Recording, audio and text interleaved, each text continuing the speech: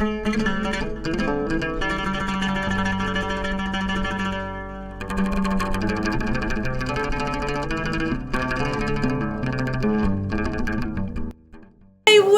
everybody. My name is Anna Lindley and I work in the Development Studies Department here at SOAS, and I am very honoured to be stepping in here for my colleague Laura Hammond, our Research Director at SOAS, who unfortunately, although she helped to set up and create this event, has been called away unavoidably on SOAS business. I think she's travelling.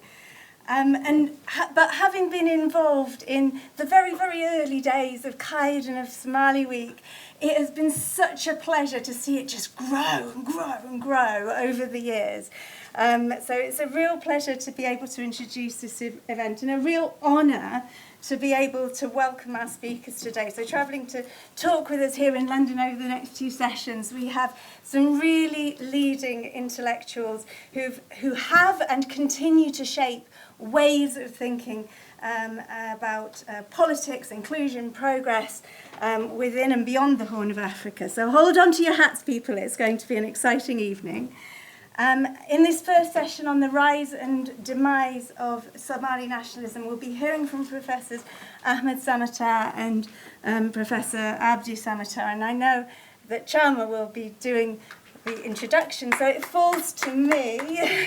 So it falls just to me to introduce our noble chair for this evening, Chama Mr. Chama, whose many talents sort of defy definition.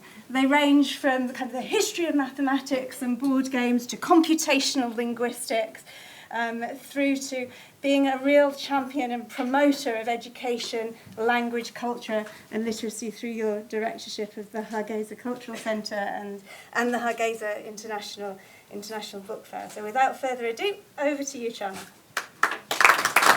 Thank you so much, Linda, for such a wonderful introduction. And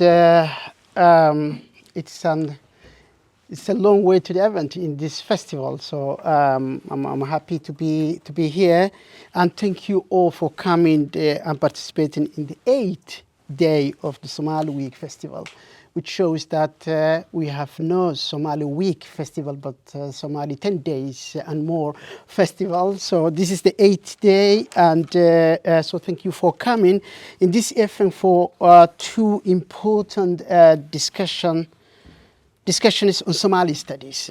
And I will be coordinating, of course, the first one entitled The Rise and Demise of Somali Nationalism, based on a new work being published by 2 distinguished scholars. We will shortly introduce, but you know them, so it will not be needed for long introductions. My name is Dr. Jama Musa Jama, and I'm currently the director of the Hargeisa Cultural Center and a fellow of Somaliland Center for African Studies. And I'm lecturing at the University of Hargeisa at the moment in Somaliland, where I'm joining you from. The topic is a highly timely conversation. And by discussing it in the right time, I would say in the right people who are here with me and in the right place, a place so important for African studies and in particular for Somali studies. I hope also with the right audience, I think we will take advantage for a couple of hours that we will learn much more than what's going on about the Somali nationalism. And since the topic is not only timely, but it's also a very difficult topic, we hope that by the time that we are living today here, at least we have learned a little bit more to find out a way of the chaos surrounding Somali nationalism. I have not read the paper and the document that the 2 distinguished authorities will share with us today, because it's coming up work. But it's clear to everyone that the initial rise of Somali nationalism in 1960s was followed by radical decline. Whether it was the internal conflict that erupted immediately after 1960, or what happened afterwards, we will discuss in depth with this today with Professor Abdi and Ahmed Ismail Samatar. The fact that African scholars should still ask should be asking themselves, even today, 60 years after 1960, when the year of the colonial power departed from the continent, what is wrong with us as a society and what went wrong. This topic that we are talking about may be related in that wider conversation in African scholarship and African intellectuals. We have 120 minutes, so 2 hours of time for this panel. I will try to be as brief as possible for the introductions. We will allow for technical just reasons 50 minutes of presentation of the article of the work between the two scholars, leaving about 55 minutes of a question and answer, which I expect it will be lively as the article is expected to generate a serious intellectual debate. Before introducing our guests, I would like to thank Kate team for making this day of academic dialogue and Somali studies as an integral part of the Somali Week Festival each year.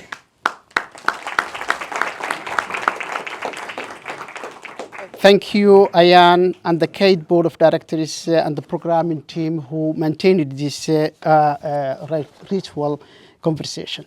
I would like also to thank SAWS for being trusted partner for Kate and for Somali Week Festival, and particularly for this kind of conversations each year, hosting us this beautiful place that we used to have for the last few years. Thank you, Anna, thank you, Laura, and the whole entire SAWS team. Now,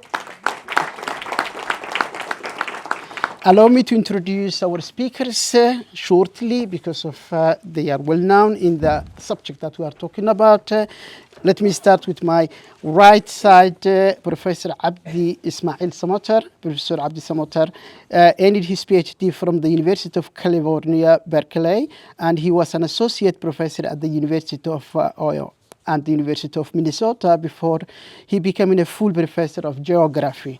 Throughout his career, he has also held important academic leadership roles, including the chair of the Department of Geography, Environment, and Society. Professor Abdi has also contributed to the knowledge production of the African continent, what's happening in the African continent, where he became initially a senior researcher at the Humanities Research Council in Pretoria, South Africa, before returning to the same university as an associate professor in South Africa. And actually, he's traveling now all the way from Minnesota, stopping here and going to South Africa for his classes. Professor Abdi is also a member of the Pan-African Parliament and a policy maker engaged in the continent governance. With 5 major books and over 40 essays and articles, academic works, he has contributed to the knowledge production in African studies, and he is an authority in this field. Please join me to welcome Professor Abdi Samatar to the Somali Week Festival. And so we are delighted to have you with us, Professor. Now, from my left, Professor Ahmed Ismail Samatar, presently my colleague and friend in many academic and non-academic works in Somaliland.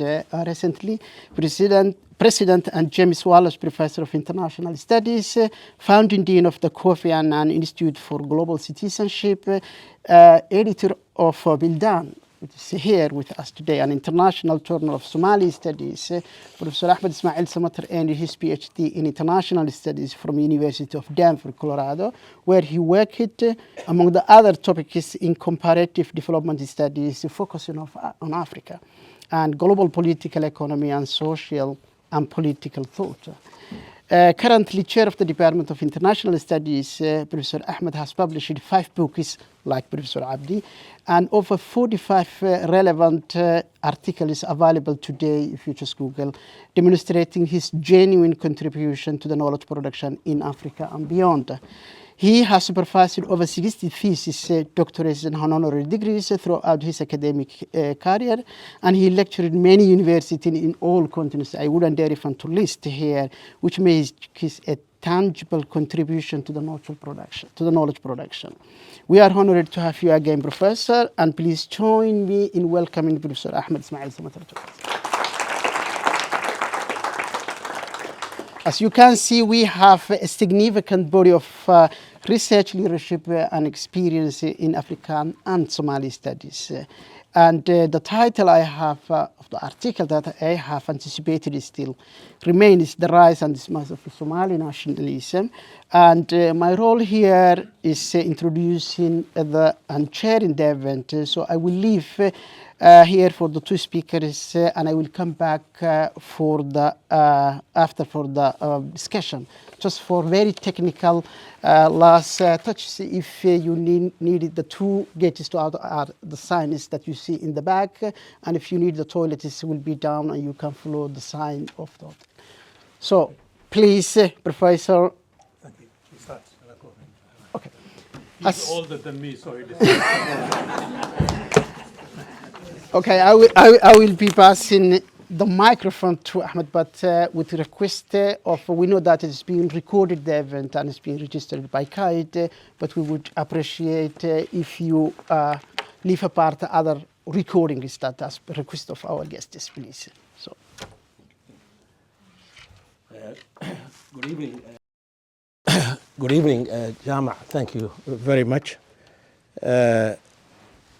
Before we move deeper into the conversation, just few items of the process itself between the two of us in terms of the division of labor. First, though, on behalf of Abdi, I want to thank some members of the community here. First and perhaps most important really is Ayan Mahmoud Ashur, standing over there. I think all of you know her. Somali woman of distinctive attributes, which I think ought to be publicly recognized. First, I have known her now for close to 20 years. She's a woman of enormous imaginative daring. You can't have something like this. No Somali government, no Somali embassy, from 1960 to the present, or Somaliland, or other areas of the Somali territories, Djibouti, other places.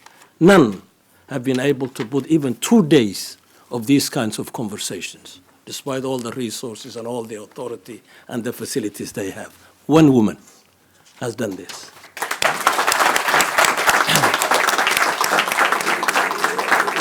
It's an enormous feat of accomplishment that ought to be recognized and go into record all the time. That's what I mean by imaginative daring. Second attribute of Ayan, hard work, tirelessness. I've watched her these last 15 years when I first met her. And it is almost as if every year she's born again, and going at it. So that level of energy and tirelessness is really quite uncommon. The third attribute of Ayan is that she has what I would call leaderly talents. That's to say, she has capacities in terms of leadership that are very, very rare among the Somali people as I have come to know them in the last 40, 50 years. And then finally, there are more to it, but I won't go further than this. I have also known her to be extremely resilient and patient. Adkaysi badan, samir badan. Yeah, and those two are similar, but they are also different. Adkaysi iyo samir. Resilience and patience in a society that is terribly cursed by extraordinary sexism and male chauvinism. Somali society, one of its deepest problems is the relationship between men and women in terms of male chauvinism and sexist attitudes, crude sexist attitudes. And she has resisted that and liberated herself. So this is a lesson for young Somali women who are in the audience. Dare to liberate herself. So much for Ayan, I could say more, but I'll leave it at that. I want to also express our gratitude on behalf of Abdi, Dr. Anna Lindley, whom I met through the scholarship when she was, I think, just finishing the PhD at the University of Oxford, or just about finished the PhD. And in fact, in Bildan, we published some of her early works. But she has been instrumental in helping us get this wonderful facility at SOAS. So Anna, thank you very much. But SOAS also as an institution, this is my, I think either the third or the fourth time I've been here, two of them or three of them in this very room, years ago, when Gus Andrzejewski was here as a professor. I am Louis was at the LSC, and we were young, growing up, kind of assistant professors and arguing with the big, kahunas in Somali studies. So a very wonderful place, and I'm grateful on behalf of Abdi for the institution to have offered up this facility. And of course, more than any other thing, you, the audience, this is a Friday night. It's a time to put the tools down and begin to relax. And for you to have decided that you want to spend your Friday evening to help us present this case is something that is noteworthy, and we are very grateful, particularly when the topic is also perhaps one of the most perplexing developmental challenges in contemporary Africa. Now, a few brief remarks on scholarship and history, and then I'll hand it over to Abdi. We have divided the labor process. He's going to present the historical part, and I will then consider living in the world today, which is now, this hour and beyond into the future. So, means of self-understanding. The third point I want to make is that the past, tarikhdu, the past speaks to the prevailing challenge of any society. Wixii laga bartay taariikhdii laga soo baxay unbaa hub ku noqon kartaa mustaqbalka dagaalkayga ku gasho. The past speaks to the prevailing challenge. And if the Somali people want to understand themselves, they can't run away because there is no other place to go except first to dig the historical process and then link it to the present moment. Fourth point about scholarship and history is that ideas are usually powerful, most powerful, during times of extraordinary rapid change and severe bewilderments. And there is nothing more bewildering and rapid change than what has been happening to the Somalis, particularly in the last 35, 40 years, if not a little longer. Let me then just conclude before I hand to Abdi. Two towering figures in the world of scholarship. Unfortunately, they are not Somalis, but they belong to us too, because the scholarship is a universal citizenship.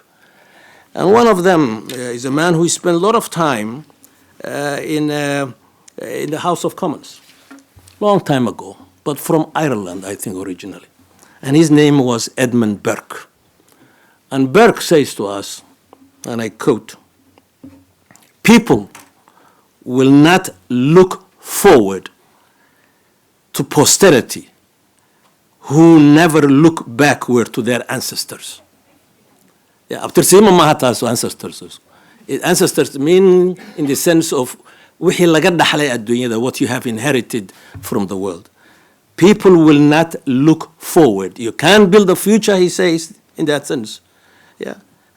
Who never look back to their ancestors. And a great deal of what Abdi would say speaks to that, even though it is much more perhaps contemporary.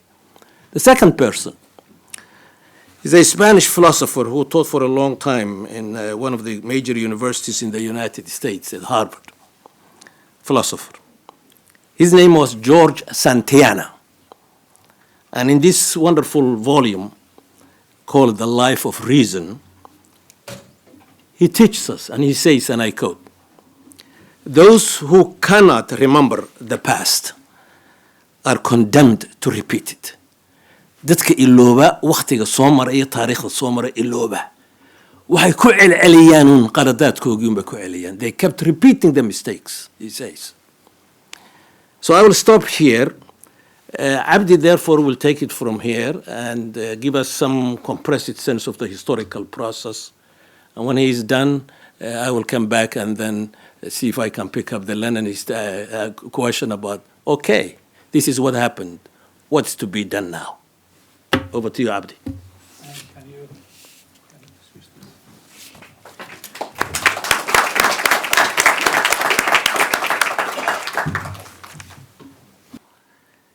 to posterity who never look backward to their ancestors. Yeah, abtirsiima maaha taas ancestors. Ancestors mean in the sense of wixii laga dhaxlay adduunyada, what you have inherited from the world. People will not look forward. You can't build a future, he says, in that sense. Yeah.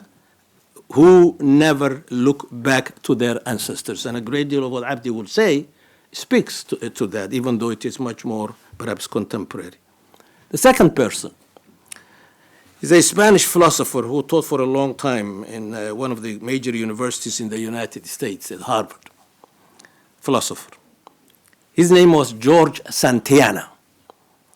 And in this wonderful volume called The Life of Reason, he teaches us, and he says, and I quote, "Those who cannot remember the past are condemned to repeat it." Dadka ilooba waqtiga soo maray iyo taariikhda soo maray ilooba waxay ku celceliyaan qaladaadkoogii bay ku celiyaan. They kept repeating the mistakes, he says. So I will stop here.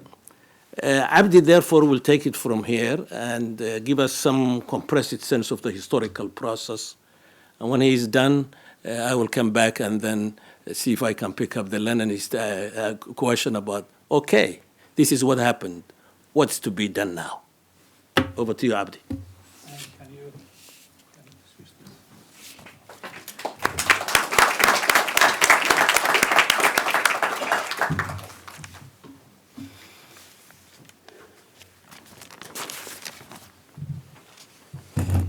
Thank you. Thank you all for coming. I won't repeat what Ahmed said about Ayan, but when I was growing up in a small village called Kabile in northwest Somalia, I'm not Somaliland. He's the Somalilander, I'm the Somali.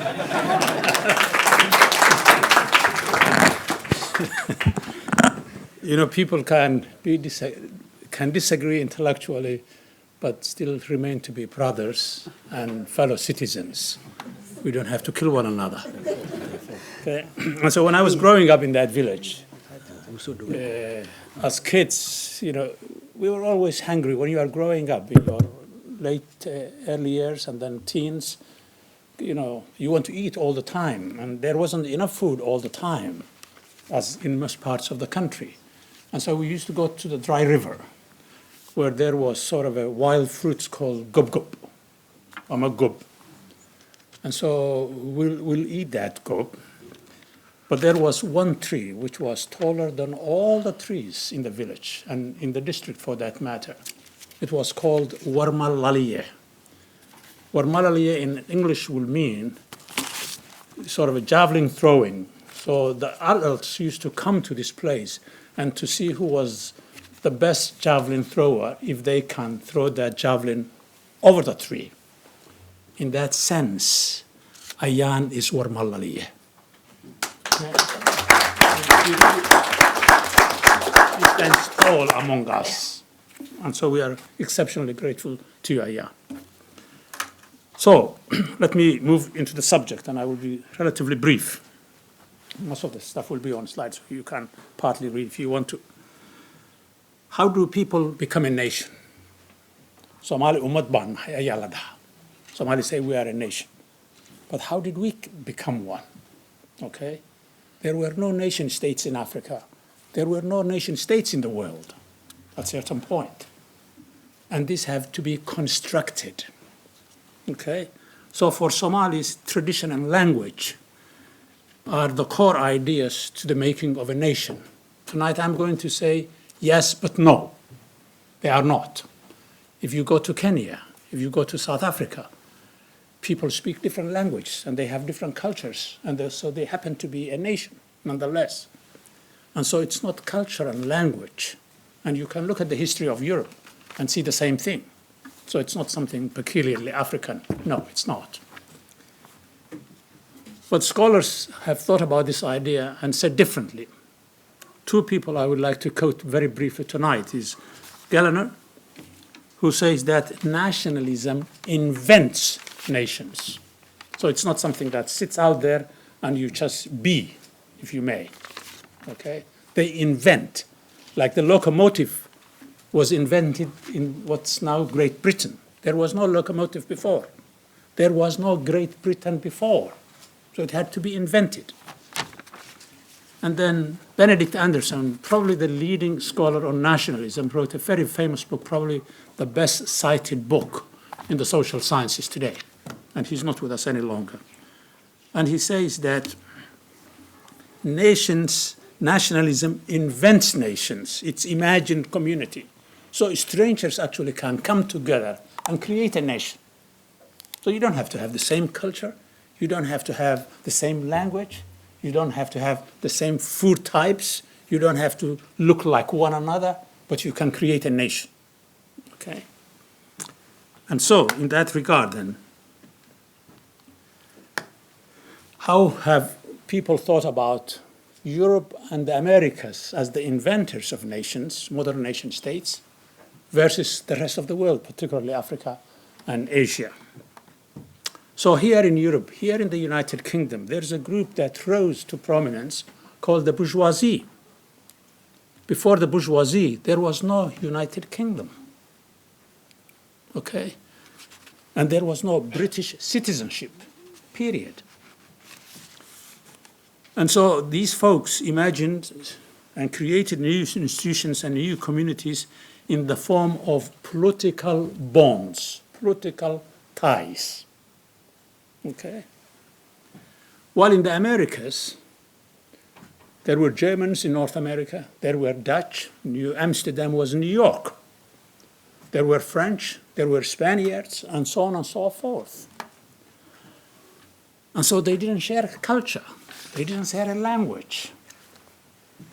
But a new group rose up in the Americas, white settlers they were, and spearheaded a new identity in the form of common citizenship, chasing the king here out, if you like, popular sovereignty, democracy in that sense, okay, and national flags. There were none before, okay? You may want to remember somebody by the name Mohammed Awal al-Liban, who invented the Somali flag. There was no Somali flag. He invented it.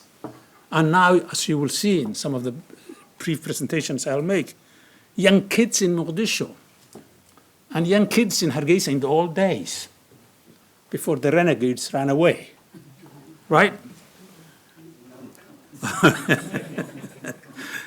So, but culture and language was not the driving force either in the Americas or in Europe for that matter. Okay, so something was happening beyond this. What about Africa and Asia?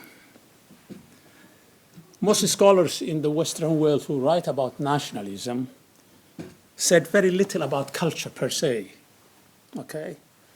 But culture played a significant role in Africa and in Asia, largely because these folks in Africa and Asia were dominated by Europeans. India was the jewel of the crown in the British Empire, if you like. So was America to some degree, okay?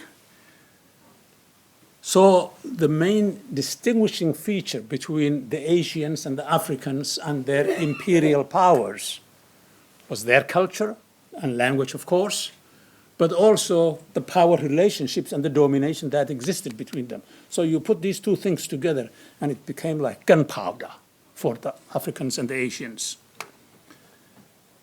But the question therefore becomes, what role then in that culture, in that societies, do culture and language play, particularly culture?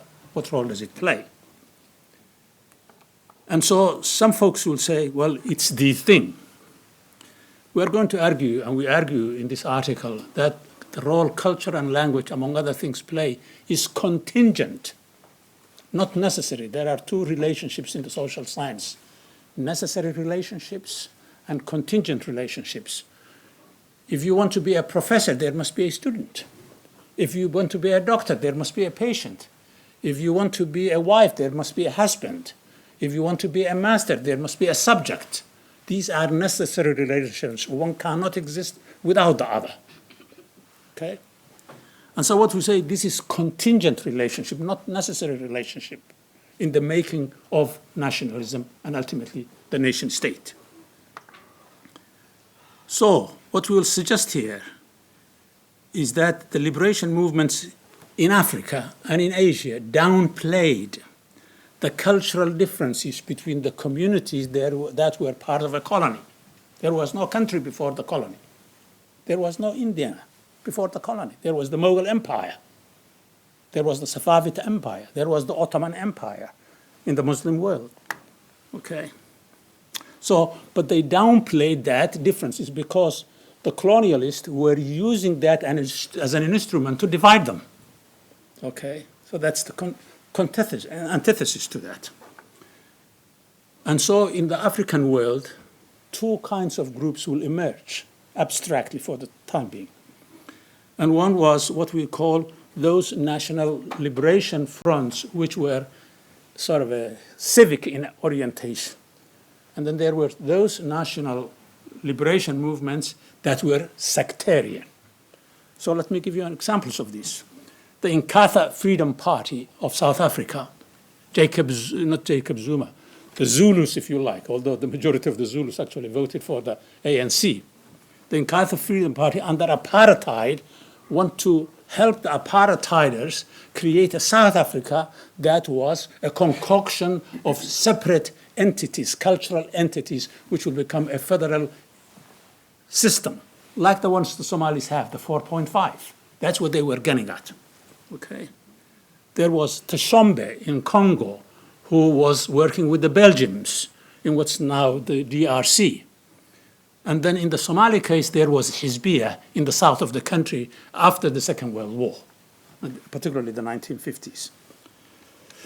So the role of culture in liberation and the post-colony, and I will move here very fast. It's contingent, as we said, okay? And consequently, if the liberation movements are civic on orientation, ethnicity, language become secondary. If the liberation movement is sectarian, ethnicity and language become central. Okay? So let's go to the Somali case with that framework in mind. Okay? Somalis inherited of Somali, your culture, your dhaqan, your aado, which was quote unquote all similar. They inherited that commonality. Okay? Unlike anywhere else in Africa, the Somali land, as I call it, was almost the size of contemporary South Africa today. So it was huge, as I will show it in a minute. But Somalist literature, the literature on Somalia, particularly certainly in the English language, suggests that the Somali Republic was destroyed by traditional tribalism, and I underscore traditional here, traditional tribalism.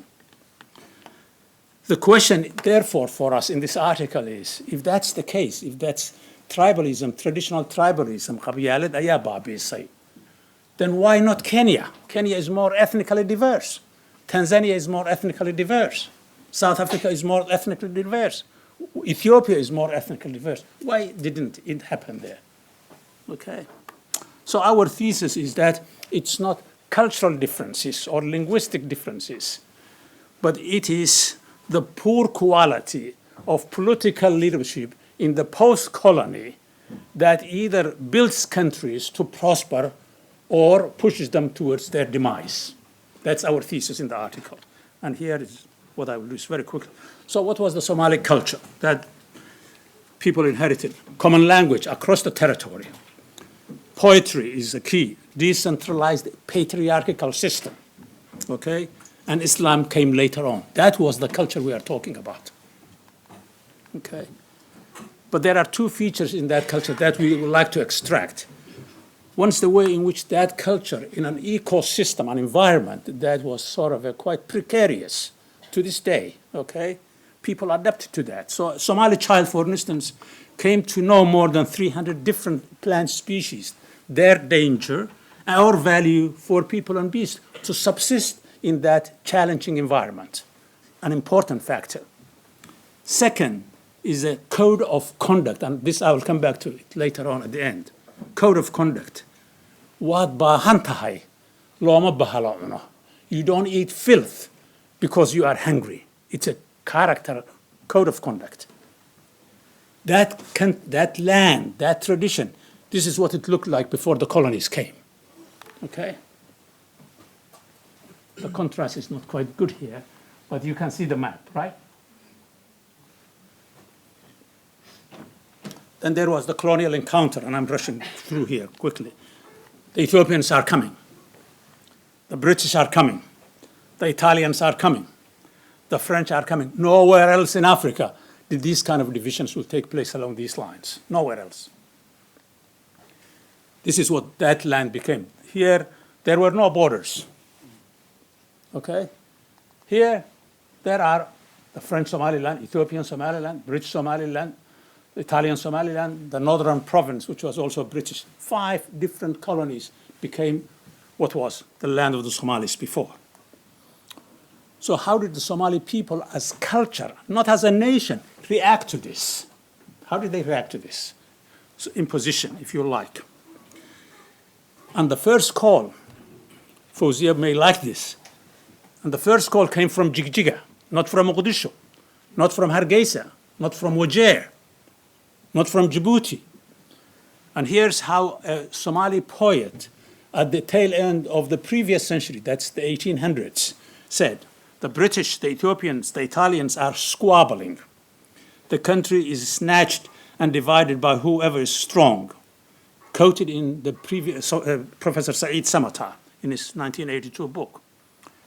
That call, that plea from Jigjiga caught the ear of somebody who will become Sayyid Muhammad Abdullah Hassan. And the first war of liberation takes place in Jigjiga, not in Mogadishu, in Jigjiga, not in Djibouti, in Jigjiga, and not in Hargeisa. Okay? And Muhammad Abdullah Hassan uses 2 variables to mobilize the population, imagining a new society that did not exist before as an entity. Okay? One was, of course, Islam. Powerful religious man. He was intellect. Even more importantly was his poetry. Nobody like him, okay, at that point in time. So here's what he says. In the name of God, if you follow me, in the name of God. He didn't say in the name of Somali. Okay, in the name of God, he says, if you follow me, with the help of God, I will deliver you from the Ahmara. Not from the British, because the first war of liberation takes place in Jigjiga.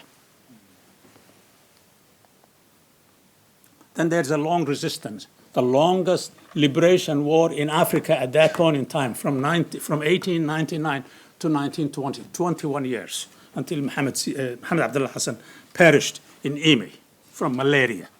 Okay? He was defeated in the battlefield, but his spirit to the last day was not broken. Okay. His ideas, therefore, this is what his accomplishment. Remember, we are talking about imagined communities. His ideas were not a Somali republic. It was not a Somali nation in the form of a state. It was Somalis free from foreign domination, period. Okay? He wasn't thinking about nationalism yet, but he begins to sort of sow the seeds of what will become the nationalist movement. What did the colonialists then do? They used 2 groups of Somalis, if you like, to manipulate them so that their authority as a colonizing powers would be legitimated. Pay attention to this because it's with us to this day.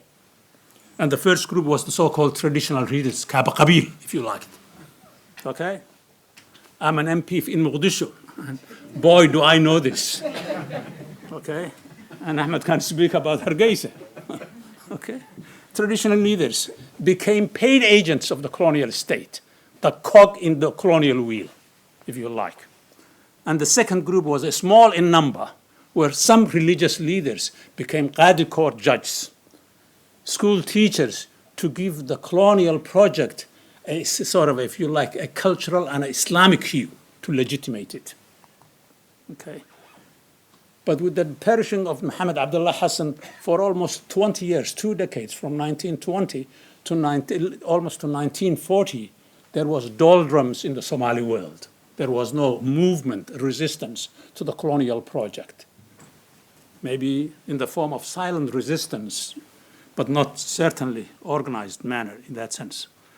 But it was the Second World War that will create, if you like, the piston that will crack the Somali culture and begin to think of themselves as a nation, imagining, okay? It didn't exist before.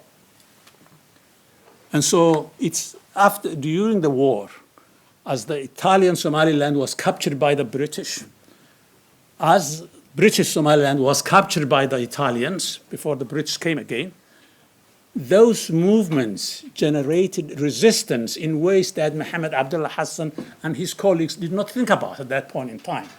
So people will come together from all of the Somali colonies, 5 colonies, to Mogadishu to begin to agitate. And they are looking at what's happening in the rest of the world. It's at this point that the birth of what's called Somali nationalism takes root. It's right here. Okay. Consequently, Mogadishu will become the hub because of the United Nations. So people will come from Diridawa and Jigjiga. There was SYL in Diridawa. There was SYL in Jigjiga. There was SYL in Wajir. There was SNL in Hargeisa and in Bur'o, and so on and so forth, and USP. Okay, I'm moving fast. I see you, okay. So 2 political factions after SYL and all of these things happens in the 1950s. A section that's sectarian in orientation and says, I want to be close to the British, I want to be close to the Italians, and I want to be this and this and that. Self-gratifying for themselves, and then dividing the nation as the British and the Italians and everybody else did, okay? And then there is a civic group that says, we are all together here, and we want to imagine a new way of being Somali, a national Somali. But the Italians try to create tribal provinces, just like they have tribal provinces in Somalia today. Okay, Abdullahi Isa writes about that at the United Nations. Okay, liberation comes. This is what the map becomes. Think about the Somali Republic. The Constitution says, the first article of the Republican Constitution in 1960 says the following: Somalia is an independent and fully sovereign state. It's a representative, democratic, and unitary state. The Somali people are one and indivisible. So unlike Mohammed Abdullah Hassan, which sort of germinated the seeds at the beginning, here we are talking about a national state, common citizenship, and so on and so forth, what the American sort of a liberation movement did, what the bourgeois did here, okay? So a new imagination is coming to bear, okay? Think about what this little boy is thinking about in Mogadishu. Even today, this is a very recent picture. What is he imagining? Who does he belong to? He doesn't have a tribal flag. He doesn't have a religious flag. He has a flag with a 5-pointed star, okay? Mohammed Awal al-Liban, the inventor, okay? Then democracy happens in Somalia, and there are 7 benchmarks, and I will conclude in a minute. Yeah, 5 minutes, that's great. Okay, you can read this, but there are 2 parts to this. When the country became a republic, there was a new constitution. British Somaliland and Italian Somaliland come together. There was no negotiation. There was no hustling. There was no haggling. I want this, put this one in the constitution for me. It was, everybody was willing to go along. They were new imagination, okay? Unlike what's happening in the South today, unlike what's happening in the North today, okay? But it's really the middle of that period in the 1960s with the local government elections of 1963, and then the presidential elections of 1967, and then the parliamentary elections of 1969. That's when the fracturing begins to take place. The 2 factions of the elite that we were talking about begins to take place. And then I have a document produced in 1969, early in 1969, from the Somali government, where all quote-unquote tribal leaders were brought from all over the country, okay? And they were told by the government, do our bidding in your communities. Let your communities come together, your clans come together, and vote as one for us. this is really the beginning of the germination of the 4.5 formula was in 1969. Okay? Take note. And then, of course, political tribalism begins to mushroom.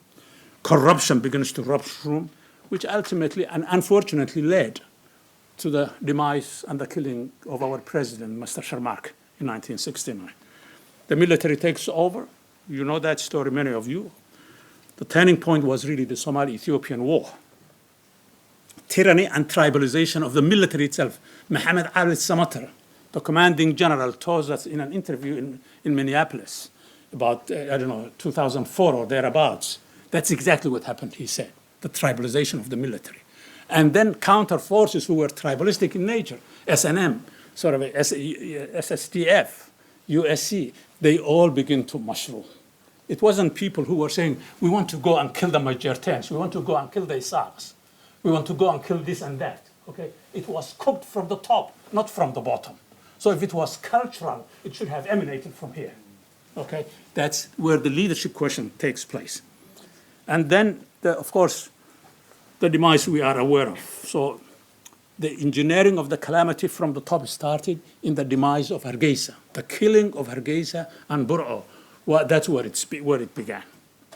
Okay? The military disintegrates, of course, regimes collapse, and the country falls apart. All of a sudden, we are in a new territory, all to 2004 or thereabouts. That's exactly what happened, he said, the tribalization of the military. And then counter forces who were tribalistic in nature, SNM, sort of SSDF, USC, they all begin to mushroom. It wasn't people who were saying, we want to go and kill the Majertans, we want to go and kill the Isaks, we want to go and kill this and that. Okay? It was cooked from the top, not from the bottom. So if it was cultural, it should have emanated from here. Okay? That's where the leadership question takes place. And then, of course, the demise we are aware of. So the engineering of the calamity from the top started in the demise of Hargeisa, the killing of Hargeisa and Bur'o. Well, that's where it began. Okay? The military disintegrates, of course, regimes collapse, and the country falls apart. All of a sudden, we are in a new territory altogether. We are not in the territory where we were before the British and the Italians and everybody came. This is a new territory. Okay? And then Arta crystallizes this. The Arta, which we all celebrate, and they did some good stuff, but it crystallizes the tribalization of culture and the politicization of the tribe, if you like. That's the grammar that now runs the show in Hargeisa, that runs the show in Mogadishu, and anywhere in between. Okay. So how does this idea of 4.5, and this is my last sentence, how this idea of sort of a tribalized political organizations, how does it work? I'm a member of parliament. I'm giving you two examples that I have seen with my own eyes, present in parliament itself. Okay? And that's to say, parliament has committees. The British parliament has committees. So if I want to be a committee member of a parliamentary committee, I have to fit into the 4.5. Whatever Fawzia has in terms of qualifications and wisdom are irrelevant. That's how the parliament works today. Totally irrelevant. Fawzia, mo waxaad tahay habar yoonis baad. Haddaad habar yoonis tahay ama Majerten tahay ama Isaaq tahay ama Ciidagala tahay, soo fadhiisa halkan. You belong. If you are outside that, out, even if she is the most qualified person in the place. Okay? And what is outside that? Huh? Yeah, Non-Somalis. Okay. So that's one way it works. In other words, we don't share anything anymore. Everything is about dividing. What the nationalist movement did was bringing people together. Here it's dividing it. Okay? And then the other way is employment in government, in Mogadishu, in Garawa, in Kismayo, in Baidawa, in Belatway, in Jowhar, in sort of anywhere else. And consequently, if you want to go and get employed in a government office, you have to have an aban, somebody who is your tribe, who will take you by the hand and say, "This is he should get our share, she should get our share." So the state itself becomes the victim. the state itself becomes the victim. And here we have ghettos. We don't have a nation anymore. We have ghettos. So the unmaking of the rise of the Somali nation, that's what we are talking about, the demise. The final state. The nation is almost dead. It's not dead. It's almost dead. Whether it's in Hargeisa or it's in Mogadishu, okay? And so the question becomes, how can we, both as scholars but also as citizens, how can we rejuvenate something that respects all of us? Ahmed may have something to say about that. Thank you.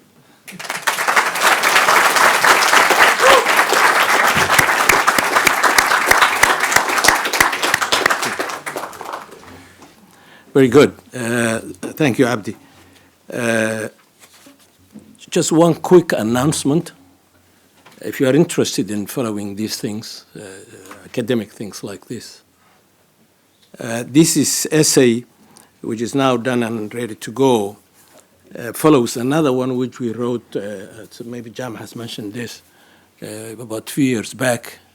And the argument in that one was, at the heart of the Somali demise, it's not just nationalism, it's a whole society really that has broken up into fragments, is the loss of trust, amano, trust. And you can't build anything. You can't build a household if there is no trust, let alone a large society of 20 million people.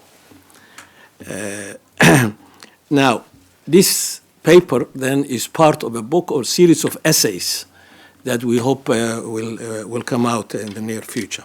In that trust question, and I brought some copies if you are interested in this, we examined 4 institutions: culture, religion, politics, and public institutions. And the argument is that in all 4, the actors in the drama in culture, odayaasha waxaa la yidhaaho, the actors in religion, wadaadada waxaa la yidhaaho, the actors in politics, the political class, and then the public institutions, the administrative structure of the state, all of them, trust has evaporated. So none of them really works in a way that will build those societies. For the first time in a long time, I'm going to read what we have written and it's barely 3-4 pages. So we should be able to finish this quickly. So please maybe pay attention. The conclusion of the essay, it's a long essay, is that wretchedness and an effort to assuage it is the permanent drama that preoccupies most Somalis. I don't care where you are among the Somali community.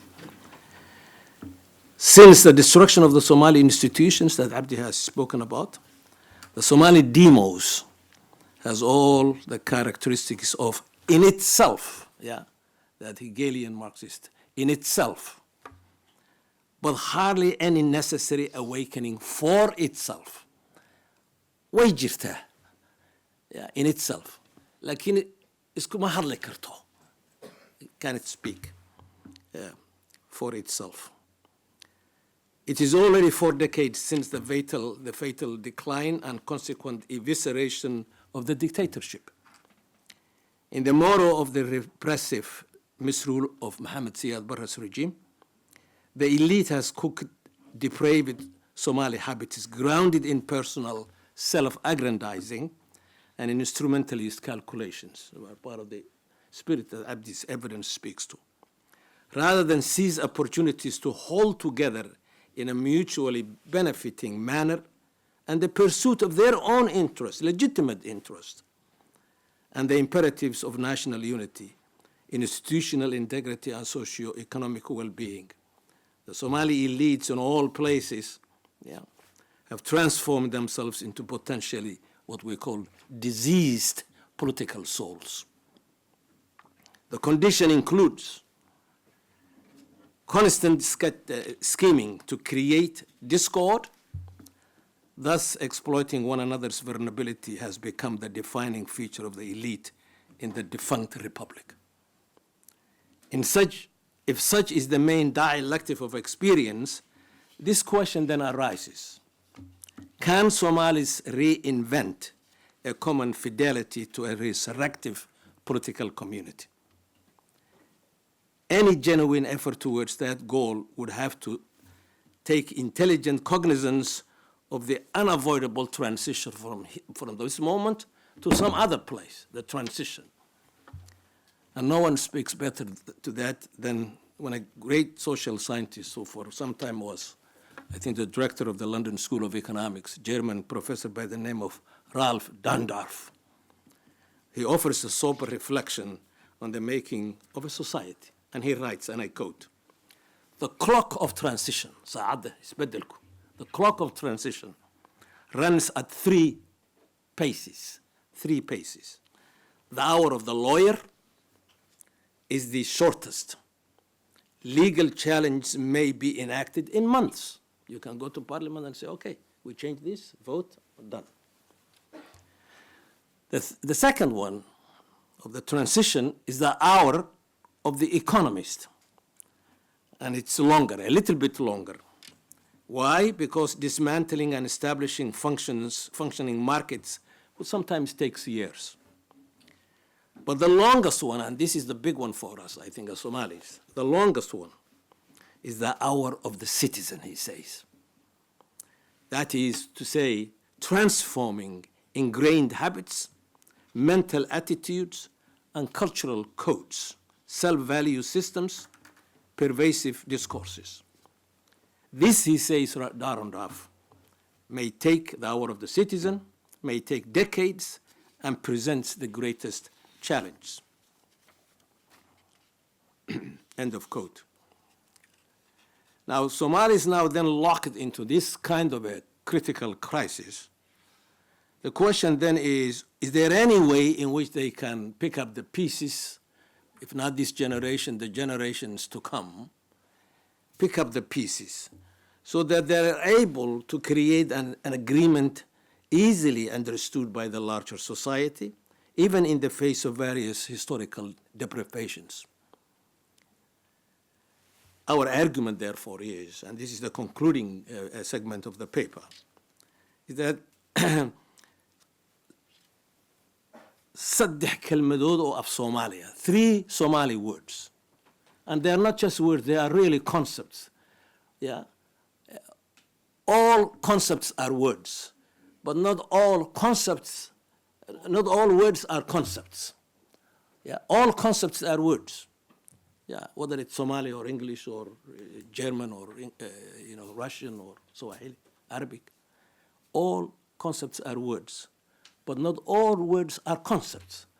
The difference is that concepts, even though they are words, are pregnant with meaning, big-time meaning.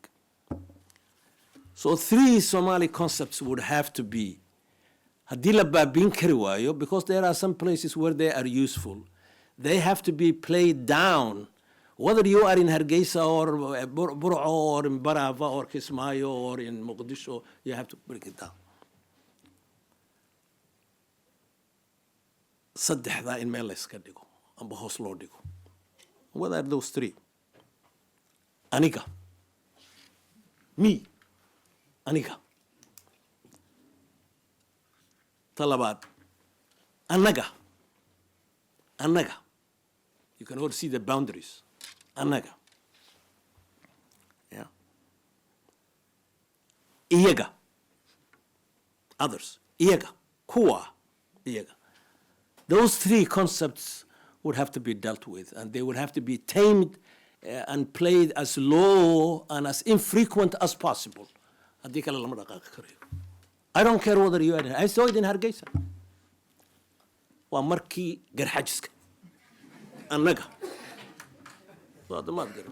And Abdi can write books on Mogadishu. Waa markii habar gidifta.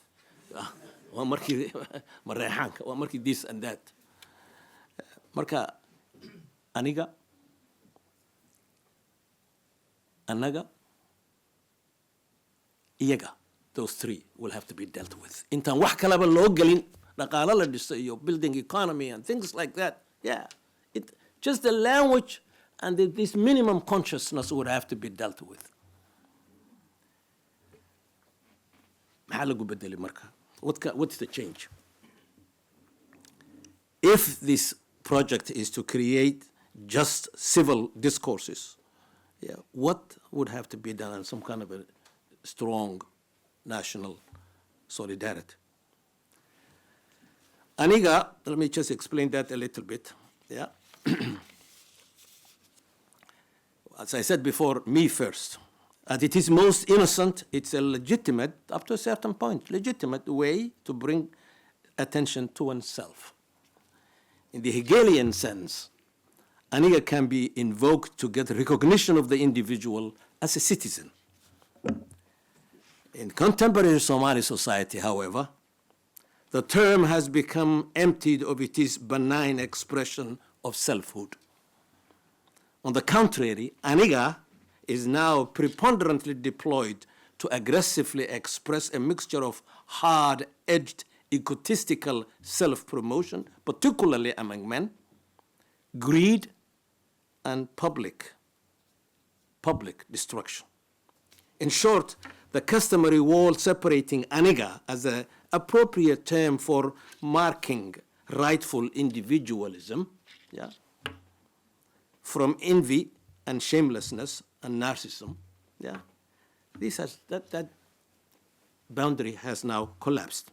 Further, in the current milieu, the unfiltered ego is so rampant that its full play preempts any serious conversation about civic connections. Anaga. If Aniga foregrounds degenerative world of a fallen Somali individual, Anaga conveys the same impulse through group exclusiveness. Here there is a merging of self-seeking singularity and situational instrumentalist fraternity, not even sisterhood, fraternity. Yeah. This is drastically different from the traditional folding of the individual into established kinship, tall kinship groups, different than that, and that network. The first is a small-minded calculation seeking immediate advantage, temporarily linked to a group alliance for specific purposes. The latter, tall, is locked into durable practices of cultural identity, social ethics governing the sensus communis, the sensus communis of the people of the place. An arrangement easily understood by the larger society, even in the face of various depredations of history. Iyaga. The cultural and political ruin that has resulted from the added up impact of Aniga is further compounded by a yet another schismatic concept, Iyaga. Immediately suggestive of distancing, Iyaga, othering. Iyaga sets a boundary between those who belong and those deemed as the other. When I was a deputy member of parliament before Abdi arrived in Mogadishu, I had a long conversation with a group of people, they were 0.5. Everybody who is not in the 0.5, the other so-called big four, when you talk and tell them, why are these people 0.5? They were iyaga, iyaga. Yeah.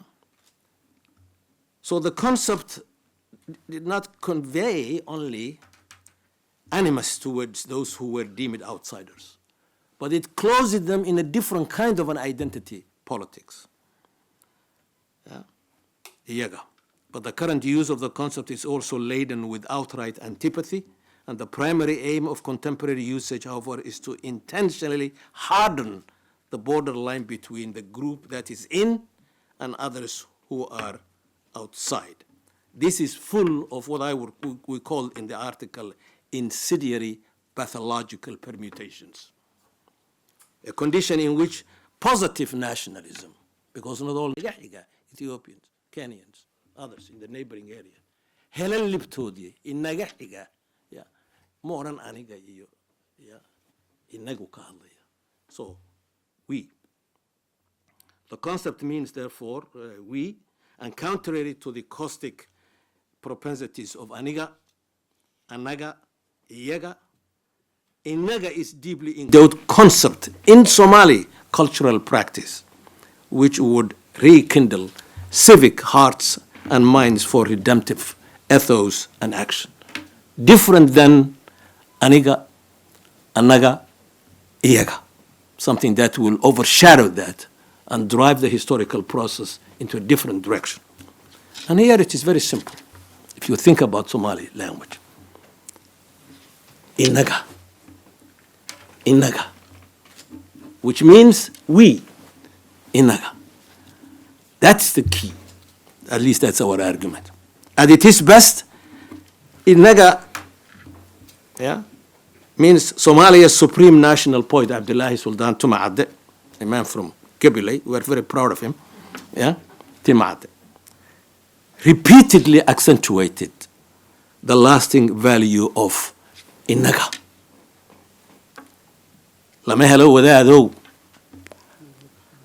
waxaan cidi ku hawshoone naftaa loo hantaaqaa waxay hiigsa leedahay hareeraha dadka inaga xiga hela libtoodii.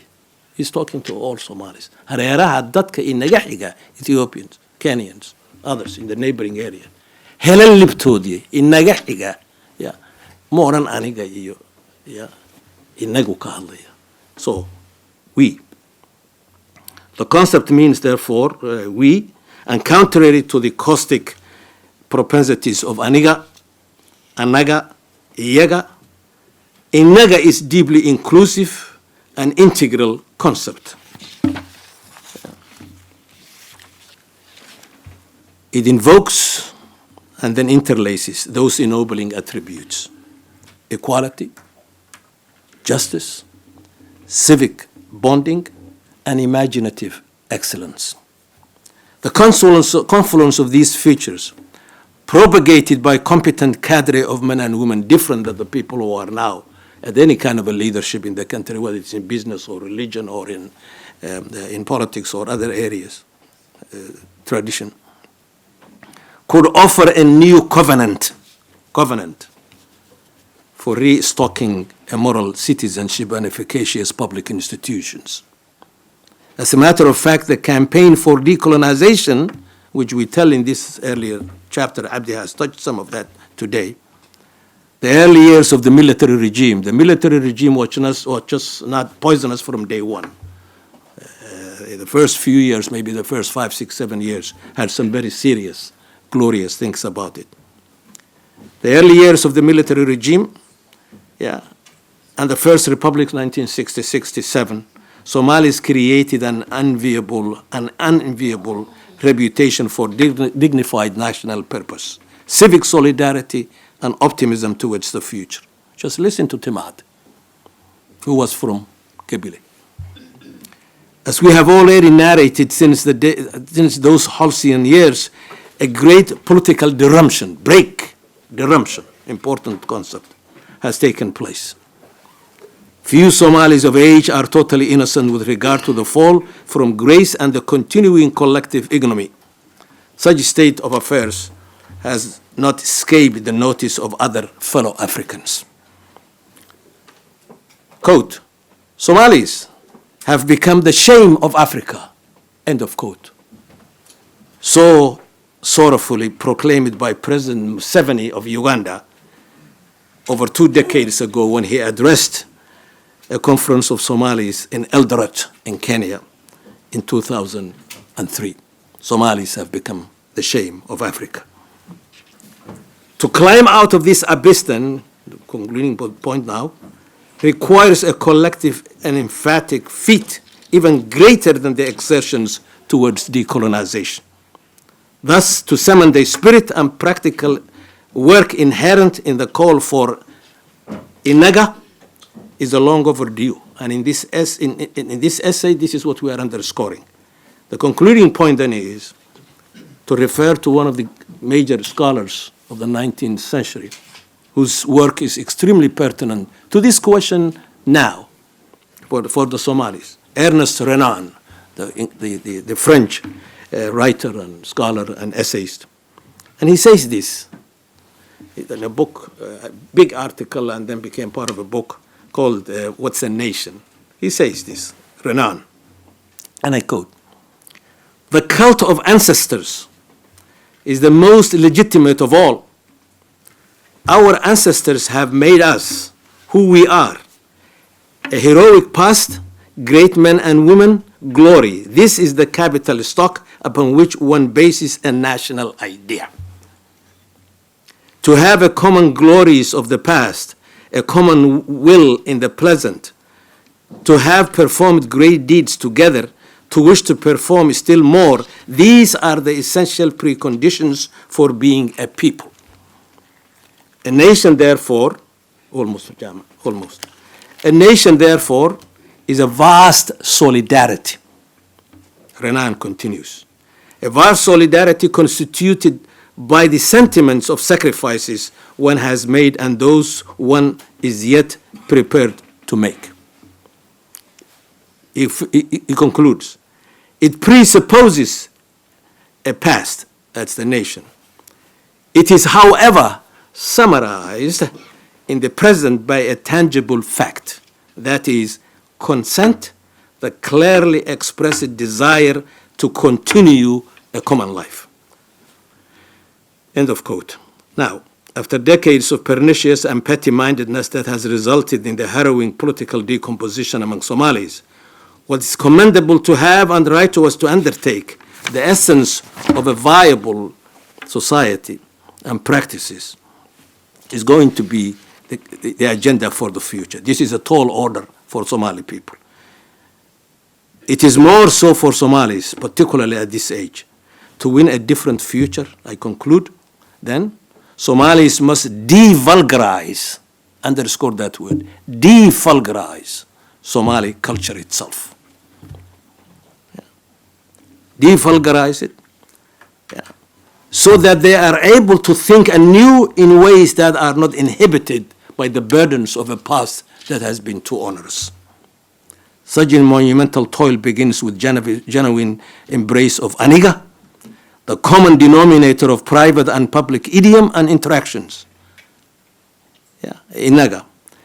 Inaga is a gateway to clearing the burden, some debris left by the catastrophe, engender a deep sense of abolition, and usher in new possibilities for social flourishing. Imaginative excellence, my friends, hard work, and hope reinforce each other. Thank you very much.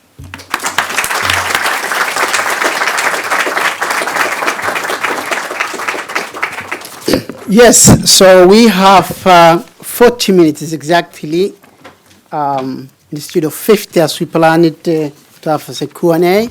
So be prepared for your hands up, but I want to abuse the microphone and take advantage to ask, to react on, and then ask a question that could be for both.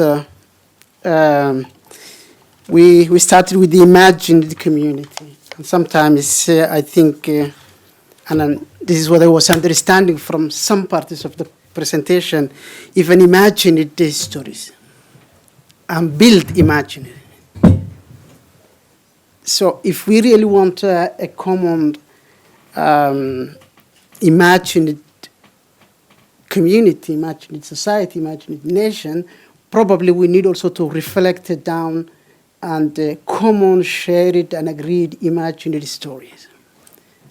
We might disagree details, we may disagree the issue of the union, in the case of Somaliland and Somalia, we might disagree in detail. So one thing that came to my mind immediately is to reflect on if we are imagining this, if the shared stories also, agreed on something. So my question is, if we started the idea of Somali nationalism prior to the colonial power and the beautiful big map that has been presented, why for some reason then we reduce it, hold the thing between Hargeisa and Mogadishu? And if you see your conversation, if an example is that you are taking is this is not happening neither Hargeisa nor Mogadishu. So for me, if we were talking about Somali nationalism, where is Djibouti? Somali Djibouti people? Where are the Jigjiga people to talk about Somali nationalism? And most importantly, where is Kenyan Somalis? So is there a kind of intellectual vile, intellectual fear to touch about beyond these two big parts of the Somali people, or the paper decided specifically to focus on, and then why in that case call to Somali nationalism and not calling Somalia and Somaliland? That's my question, and then when you answer, I will just hand up your hand. And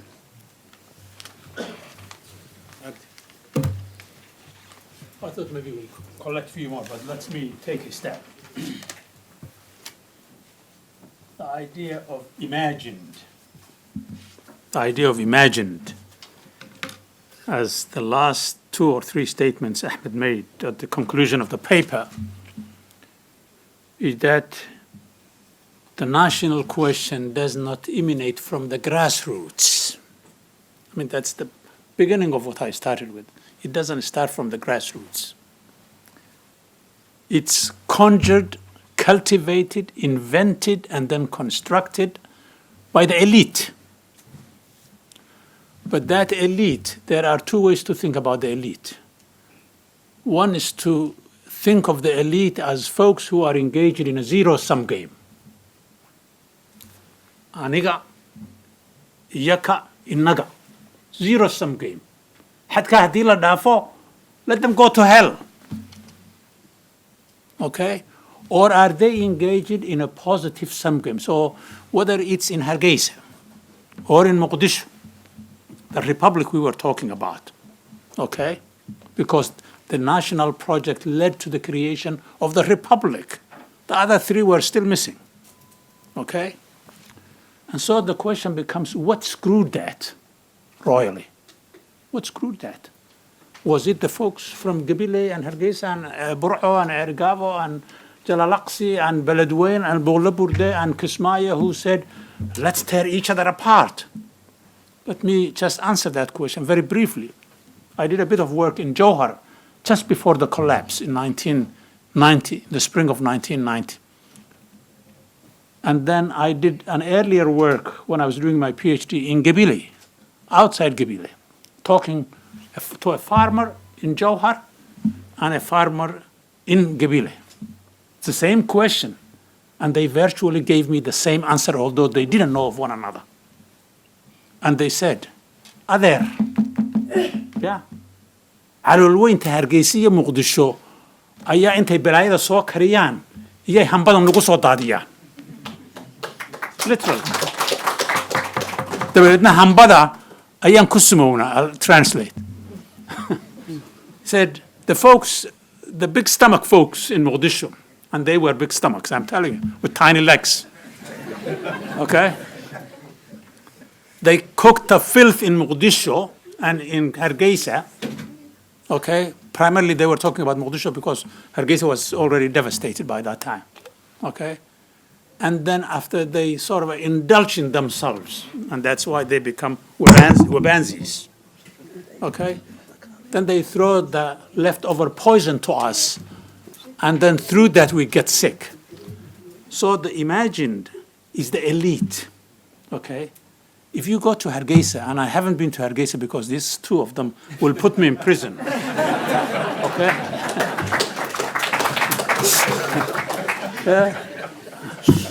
You see already, they have gerrymandered the thing. 2 of them against me, right? This is the good old way Somalis could talk so generously.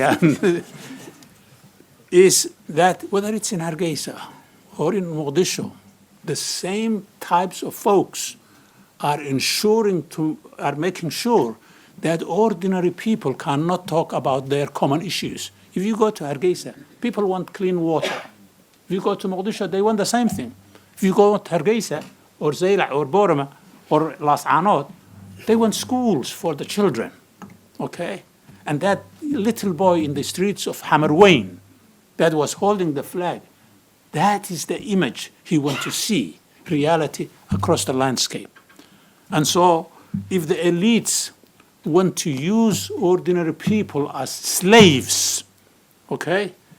And because ordinary people have been so devastated over the last 40 years through lack of education, through sectarianism, through the lack of ideas that will inspire them, okay?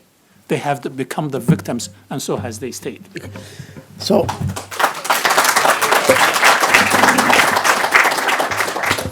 I still want the answer beyond Hargeisa. Okay, good. And a very important question. And I said, I think in an interview with some of the Somaliland journalists, maybe 5-6 years ago, and it's been circulating recently. They went to the archives and brought it back. I don't know why, but it's circulating. Relative to this question that Jama has posed. And I think there is 2 points to this. Côté français des Somali people. I was chairing, in fact, the group that were bent on replacing Sharif Ahmed as a president of Somalia. I was chairing that group. Hassan Sheikh was my deputy. Yeah, and I remember saying to them in the conversation, they were about what they call the 8 big kind of a group, Hassan Sheikh, Farmajo, myself, people like that, Badi, people like that. And I remember saying to them, that when Hassan won the elections, we pooled our votes together so that Hassan will get the vote after he became the Hassan was the one with the largest vote. And he was my deputy. And I remember taking him out of the part of the halkii lagu shirayay police school of police school what garanaysa arintina xamar taqaana school of police, taking folks from northern Kenya. Where are you folks from Djibouti? The Djiboutians were very quick in putting their own flag immediately, quickly, as in the late 1970s. And the same thing for the Songhai folks. Where are they? So my perspective on this, and I don't think Abdi and I are different on this, is that the guilt is shared by all. It's shared by all. To this day, I remember when I was a member of parliament, I was one of the people, I was chairing, in fact, the group that were bent on replacing Sharif Ahmed as a president of Somalia. I was chairing that group. Hassan Sheikh was my deputy. Yeah, and I remember saying to them in the conversation, they were about what they call the 8 big kind of a group, Hassan Sheikh, Farmajo, myself, people like that, Badi, people like that. And I remember saying to them, that when Hassan won the elections, we pooled our votes together so that Hassan will get the vote after he became the Hassan was the one with the largest vote. And he was my deputy. And I remember taking him out of the part of the halkii lagu shirayay police school of police school what garanaysa arintina xamar taqaana school of police, taking him out of the conference, out at the back. We went to the back. That's the 2 of us. And I told him, and I said, listen, don't be a coward. Don't be a coward. Fulaha nagu noqonin. And then he said, oh, good. No, I won't. As soon as I get won, we'll meet. So we met. And we'll make this quickly. Myself, all the other 3 are dead now. Dr. Ali Khalif Kalaid, General Jama Yere, and so 4th person, Ismail Buba, Ma'alin Kege. Ismail Buba. These 4 of us. Big names at that time in Mogadishu. They were bigger than I was, even though I was running for the office. And some of them were my teachers. We went to see him, Hassan. He's barely 3 or 4 days in office. We went to Villa Somali, we met him. We wrote 1-page note to him in Somali and in English, and then orally to deliver that. And what we suggested was, in order to get to this most important issue, nothing was most important than the fate of Somaliland. And that's why I went there to run for office, to hold this before it gets too late. And we said to him, Hassan, qof ra'iisul wasaare ah oo karti leh oo reer Somaliland doono. List, and we'll bring you a list of 7 or 8 people that you can choose from, and the 4 of us will not be included. We will get that for you, so that there's no self-interest, no aniga. Yeah. Ku dhawaaq. Second, I have that document.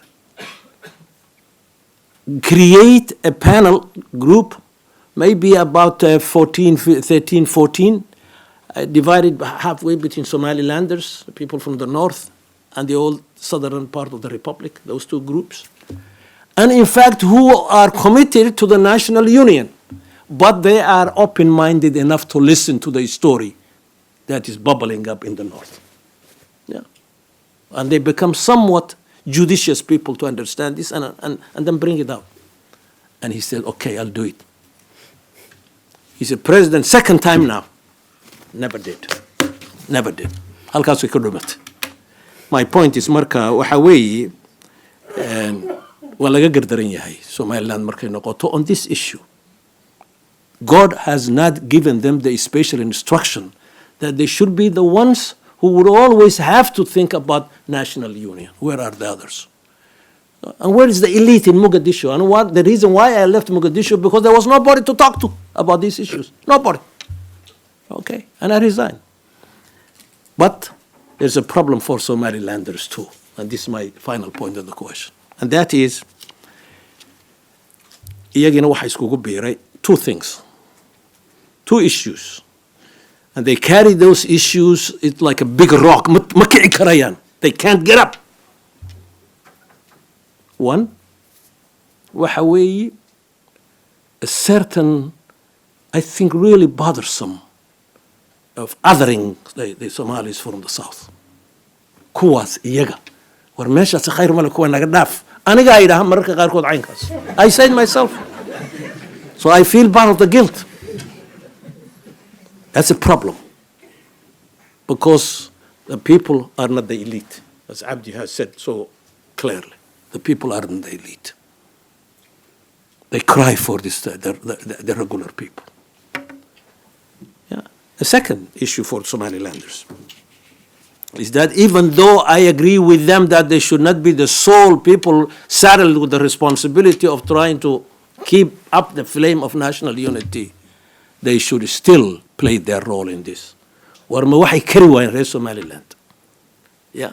From Abdurrahman Tour, yeah, Mahmoud Abdurrahman Ahmed Ali, all the way to my friend Abdurrahman Erro, waxay kari waayeen inay yidhaahaan war bal qadiyadan aanu dad inaga midoo reer Somaliland ka soo saarno oo ka bixi kara godkan iyaga anaga iyaga ka bixi kara. oo xaqa Somaliland ilaalin kara. I'm sorry for those of you who are not speaking Somali, but I'll translate. Yeah, who liberate themselves from this cave, yeah, darkness, while protecting the welfare of the Somaliland people and their rightful cause. But at the same time, they are big enough to entertain the idea of revisiting the condition of the Somali people. Well, I've spent many hours in Hargeisa every year. Jama is my witness. Those are the 2 issues for them. But I want to repeat, Somalilanders are not the only one who have been assigned the responsibility of revival of Somali National Project.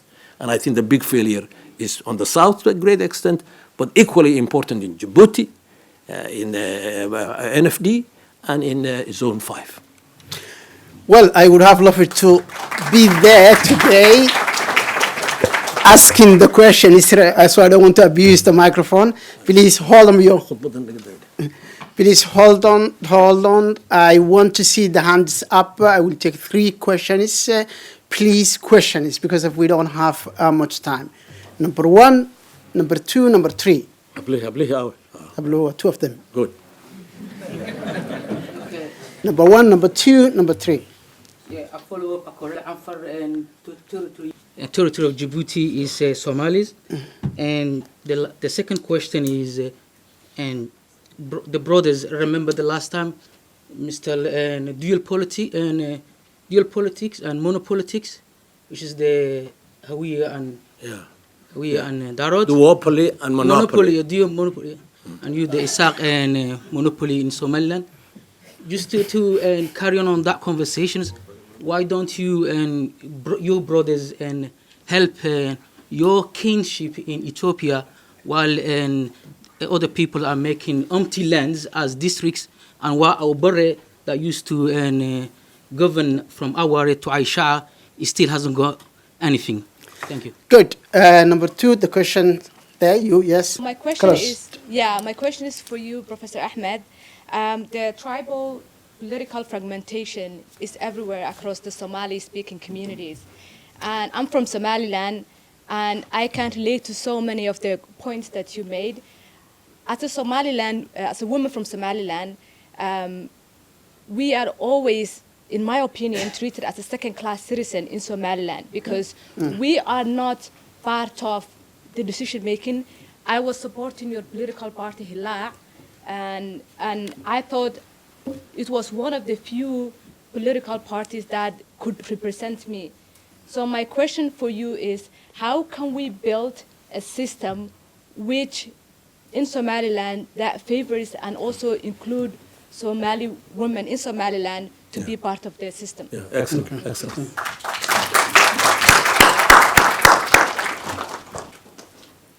Assalamu alaikum. My name is Dr. Surah Qasim Mohammed. It's such a pleasure to hear from the professors on such an important topic. I'm really interested in the place that we began our conversation. I can try a little bit louder, but I'll try not to. I'll try to begin the question where you began your talk, which is the question of the role of scholarship. As a researcher myself, I think a lot about the role of the Somali past in the mechanics of conflict and armed conflict particularly.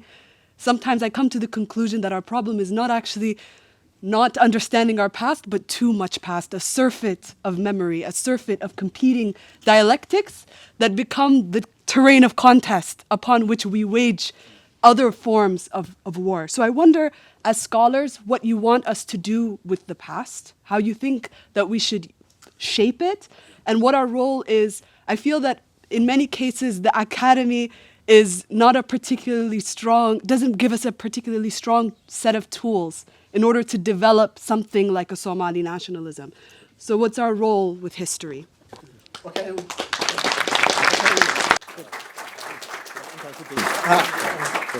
Go. The answers will be also short. So we can take it. Yes. Okay.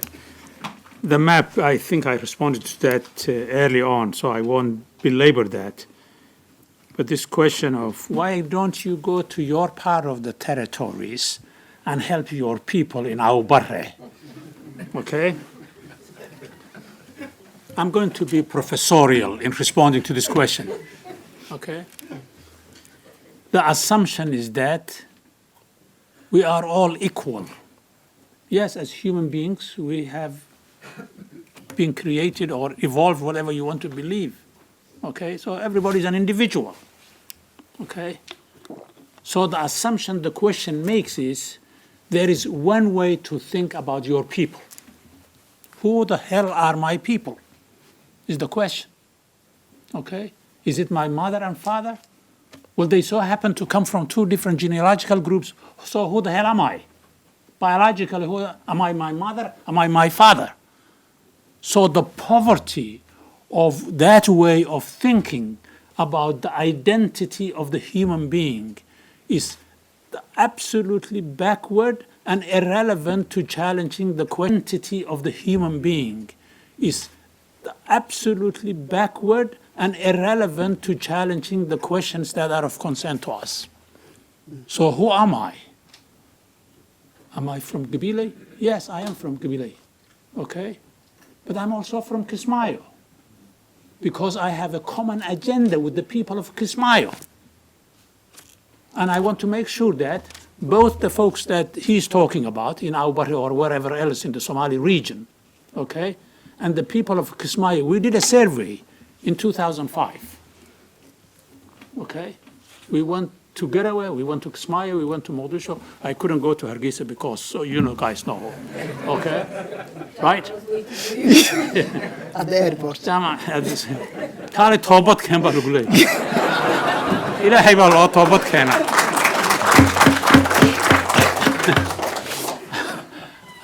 I love the people of Hargeisa. I mean, I'm serious. I love them, just like my kids. I love them. But so, and so we asked the question, ordinary people, not the politicians. So we said, if you are ill, seriously ill, I have 2 doctors that can treat you. Midwa bo'ba, like so we're reerkin. Kakale wa 0.5, but he's a heart surgeon, or she's a heart surgeon. Which one do you want to treat you? Your kind, quote unquote. We don't want that. We want skilled people who can help us solve our problems. And therefore, the problems of the people of Kismayo, the people of Awbari, the people of Ime, the people of Erigavo, and the people of Galkayo, common people's problems are identical. And so that becomes the common base. We deal with the problems ordinary people are facing, and we build on the basis of that. Rather than think, war maxay isku haystaan? That's exactly what Ahmed is talking about. Iyaka, aniga. Nobody's talking about innaka. So that's the first thing. This question about scholarship that the doctor talks about. I will disagree with you, my dear sister.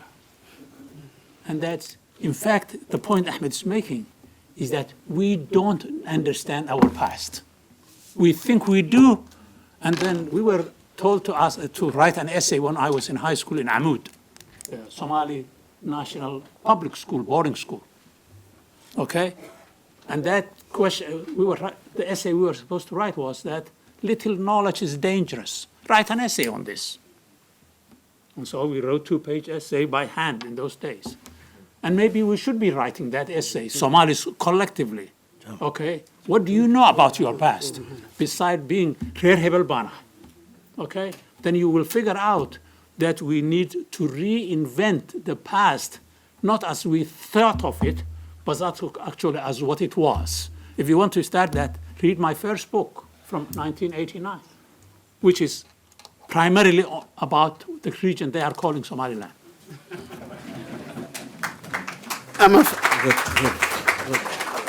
Okay, I will pass Ahmed to answer to that question. I think Ubah, and also maybe go back to Dr. Sulekha's comment. Yeah, 3 points quickly that were raised by the questions. Midwa, the first question is the gentleman sitting across the table, important question. And why don't you go to the kin group area? So ma su'ash.